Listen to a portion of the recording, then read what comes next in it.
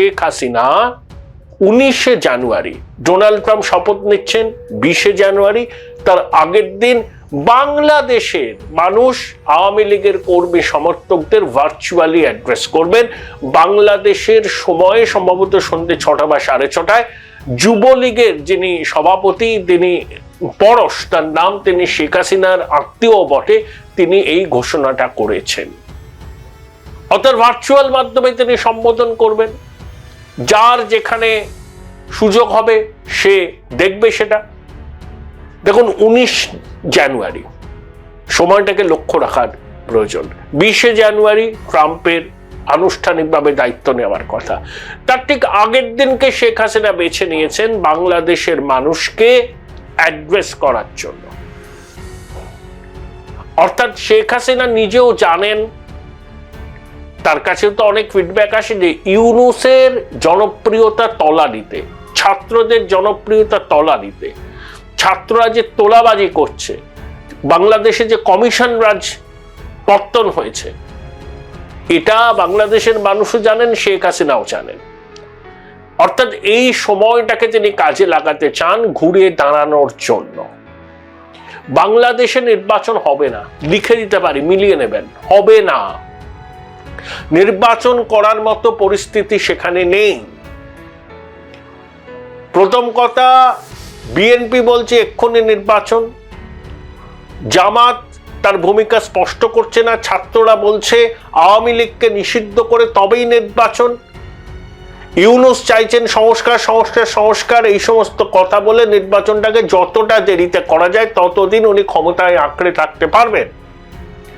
শেষ পর্যন্ত যদি অন্তর্বর্তী সরকারটা নির্বাচনের দিন ঘোষণা করে, সেই নির্বাচনে আওয়ামী লীগের ভূমিকা কি হবে? আওয়ামী লীগকে বাদ দিয়ে বাংলাদেশে কোনো নির্বাচন হতে পারে না।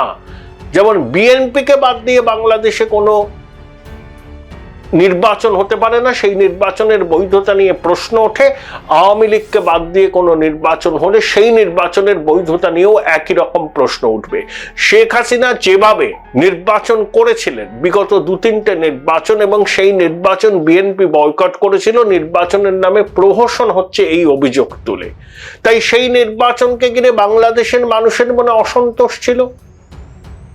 পৃথিবীর অন্যান্য দেশও বাংলাদেশের গণতান্ত্রিক নির্বাচনকে প্রহসন বলে আখ্যায়িত করেছে। তাহলে এবার যদি নির্বাচন হয়, সেই নির্বাচনেও যদি আওয়ামী লীগ অংশগ্রহণ করতে না পারেন, তাহলে ইউনূসের সংস্কার, অবাধ গণতান্ত্রিক নির্বাচন, এই সমস্ত কথার কোনো মানে থাকবে না। এগুলো শূন্যকুম্ভের ঝংকার বলেই আমরা ধরে নেব। Empty vessel sounds much. অর্থাৎ নির্বাচনের কোনো সম্ভাবনা নেই। ইউনূসের প্রেস সচিব বলছেন অল্প কিছু সংস্কার করে নির্বাচন যদি করতে হয় সেটা নভেম্বরে হবে, 25 সালে। আরেকটু সংস্কার করে করতে হলে 2026-এর জুন মাসে হবে। প্রথম কথা হচ্ছে, কতটুকু সংস্কার করে নির্বাচনে যেতে হবে, ইউনূস সেই বলটা রাজনৈতিক দলগুলোর কোর্টে ঠেলে দিয়েছে। না, রাজনৈতিক দলগুলোর মধ্যে এই বিষয়ে কোনো ঐক্যমত্য নেই।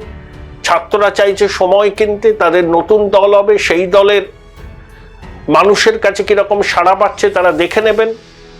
জামাত কোনো অবস্থাতেই নির্বাচনে জিততে পারবে না, কিন্তু জামাত এই সুযোগটা কাজে লাগিয়ে বাংলাদেশের প্রশাসনের গুরুত্বপূর্ণ পদে নিজের লোকদের বসাতে চাইছে। আর বিএনপি এক্ষুনি নির্বাচন চাইছে। বিএনপি মনে করছে যত দেরি হবে তত তাদের ক্ষমতায় আসার সম্ভাবনা নিয়ে প্রশ্নচিহ্ন উঠে যাবে। বেগম খালেদা জিয়া চলে গেছেন লন্ডনে, তিনি চিকিৎসা করিয়ে হজ সেরে ফিরবেন। দেখুন, রাজনীতিতে না 7 দিন অনেক বড় সময়। খালেদা জিয়া 2 মাস বাদে ফিরবেন তার ছেলেকে নিয়ে, এটা বলা হচ্ছে, কিন্তু আদৌ কি তিনি ফিরতে পারবেন? তাকে কি অন্তর্বর্তী সরকারের মাথা ইউনূস, ছাত্ররা, সেনাবাহিনী ফিরতে দেবে? কারণ তারেক রহমান একবার বাংলাদেশে আসলে এইসব খোকা জেহাদিদের কিন্তু বাড়ির মধ্যে ঢুকে পড়তে হবে। কারণ বিএনপি বাংলাদেশের একটা মুখ্য রাজনৈতিক দল, আওয়ামী লীগের সঙ্গে তার কাঁটে টাক্কার হয়, তাদের জনসমর্থন, সাংগঠনিক শক্তি আছে। বিভিন্ন নির্বাচনে প্রতিদ্বন্দ্বিতা না করার ফলে এই সাংগঠনিক শক্তিতে জং ধরেছে। এখন বিএনপি চাইছে পরিবর্তিত পরিস্থিতিতে তাড়াতাড়ি নির্বাচন সেরে ফেলতে। তার মধ্যে তারেক রহমান যদি চলে আসেন তাহলে টিএমসির এই বিএনপির শক্তি আরো বাড়বে, তাদের কর্মী সমর্থক ভোটাররা আরো কনসলিডেট হবে। এটা ইউনূসের পক্ষে বিপদ, আর এই ছাত্রদের পক্ষে বিপদ। তাই ইউনূসের প্রেস সচিব কতটা সংস্কার করে নির্বাচন হবে সেই দায়িত্বটা রাজনৈতিক দলগুলোকে নিতে হবে, এই বলে বলটা তাদের কোর্টে ফেলে দিয়েছেন। এবং রাজনৈতিক দলগুলোর মধ্যে এই বিষয়ে ঐক্যমত্য হওয়া আমার মনে হয় সম্ভব নয়।